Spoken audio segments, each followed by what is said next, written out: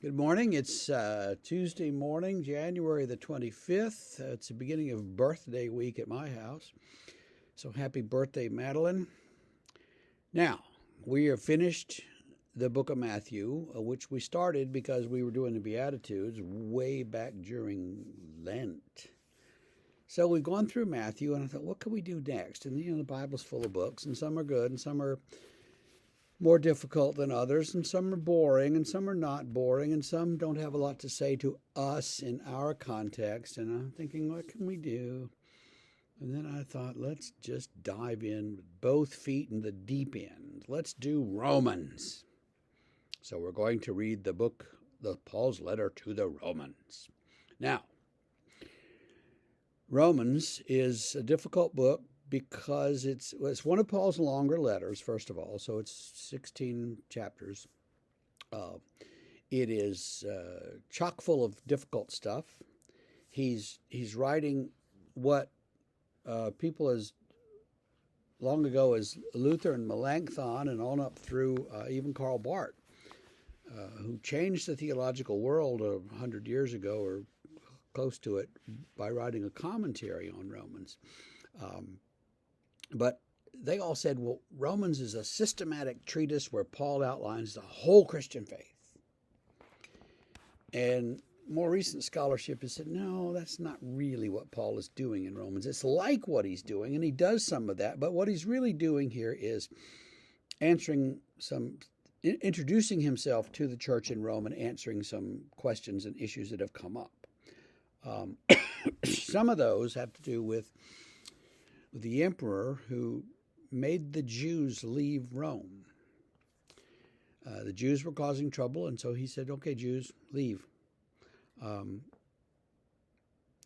Jews were actually causing trouble because of some prophet called Christus. And that is assumed to be a Latin misspelling of Christos, the way that Jesus is referred to. And so the arguments that the Jews were having, Jewish Christians are arguing with other Jews about who the Messiah is and faith in Jesus. And so Claudius was the emperor. He just sends them all away. Well, at some point, they're allowed to come back after 5 or 6 years. And so this may have been written about the time they all came back. There's some people named at the end of the book, and so it's got to kind of figure out that stuff. So it's written sometime in the 50s. Okay, Jesus died in 33 or maybe 29, but somewhere around there. And this is 25 years later or so. Paul's writing to this group in Rome. He hasn't been there yet. He doesn't know them specifically. He knows some of them from other places. He knows about them. And he writes to them seeking support and seeking their welcome because he intends to go to Rome. That, after all, is where the empire is centered. So why wouldn't you go there? And he actually plans to keep going further west and go to Spain and wherever else he can find. That never happens. He has one more trip to Jerusalem to make to carry funds and offerings he's collected, and he gets arrested when he's back in Jerusalem, and all kinds of other things happen. So, but we can read about that in the book of Acts. I'm just going to do one verse today quickly. He starts off and he says, Paul. This is the way ancient people wrote letters. Paul, a servant of Jesus Christ, called to be an apostle, set apart for the gospel of God. Okay, that's the first verse. It tells you who it's from and tells you something about who it's from. So he's a slave of Jesus Christ. The word servant is a nice translation. The Greek word means slave, and sometimes you translate it slave and sometimes servant. It's the same word. He's a slave of Jesus, and he's called to be an apostle. Now, that's a little sticking point with Paul because he keeps saying, I'm an apostle. And the other 11 are going like, oh, time out. You were our enemy. Time out. Where were you when Jesus was walking around? You weren't there. You weren't sent out by Jesus. Well, you got to read Acts 9.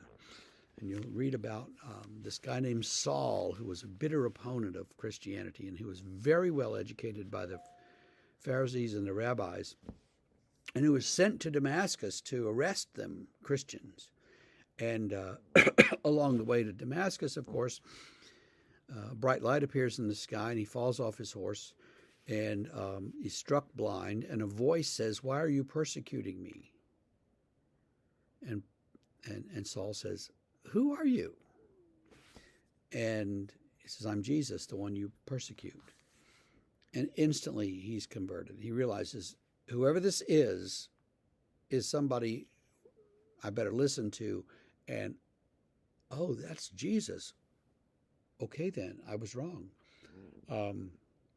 He goes to Damascus. He's being cared for by his friends there, and he's trying to figure out what happened to him. And another person is told to go and lay hands on him and pray, and that guy says, "I'm not going to go near Paul, Lord. He'll kill me," and or near Saul. And actually, Jesus says to him, "No, I have chosen him. I've called him. So you go get him healed." And then, of course, Saul goes away for several years, and it's unclear to me whether it was 3 years or 14 years or 17 years, but he goes away for a pretty long time back home to Tarsus near Antioch, and he studies the scripture. Because when he comes out from that, he knows his stuff. He knows who he's talking about. He knows Jesus very well, and he starts proclaiming Jesus as the Messiah. And he changes his name, or he's called Paul by the Greeks, because I guess they didn't have the name Saul really in Greek, so he's Paul. But he's called then to be an apostle, one who is sent, and he's specifically called to go to the Gentiles and tell them about the Messiah. And so he's set apart for this gospel of God, this good news. It's a little tricky because